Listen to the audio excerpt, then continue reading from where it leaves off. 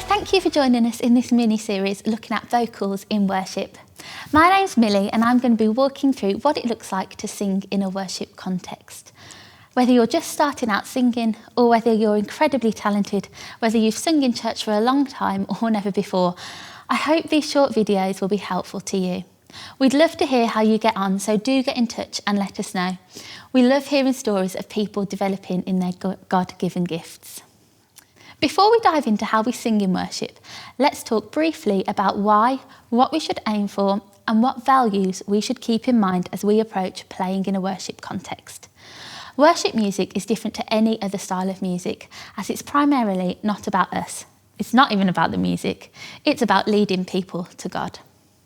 And so, as we come to worship, it's important to always keep in our mind the question, how can I lead people to God through what I'm playing?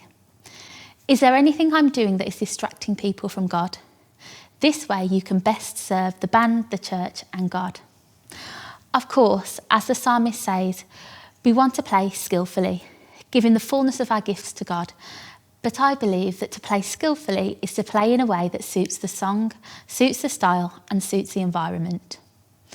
As vocalists, we are the instrument that the congregation looks to for the most direction, as we lead the singing and help to prompt the congregation to sing.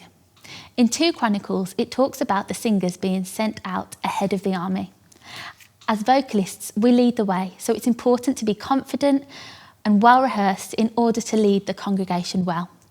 John Piper calls this idea undistracting excellence, meaning that we pursue excellence in our singing so that we are undistracting to the congregation, enabling the church to connect with God, which is our biggest aim. As vocalists, we not only have to lead the singing, but we also need to demonstrate through our singing how to worship. When we as vocalists worship with our whole heart, we give the congregation permission to do the same.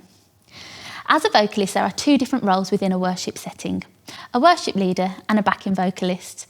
Both of these roles are crucial in worship, as both bring different dynamics to the band.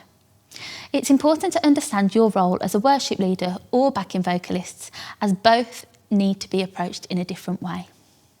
By using different tones and harmonies in your vocals, it can help to build a song and completely change the feel of a song and a set list. Being aware and confident of your own vocal ability is also vital to singing your best. I know that I have a naturally high voice, which means that I am most confident when singing in that area.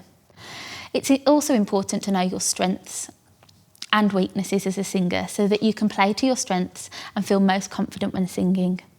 When we are confident in our ability, it means that we can focus on worshipping and leading rather than worrying if we're going to hit the high note or what verse is coming next. Throughout this video mini-series, we'll look at some practical ways in how we can pursue excellence as vocalists in worship and how to use your voice as a backing vocalist or worship leader. We'll finish with a video playing through a song which will demonstrate all of these things. See you in the next video.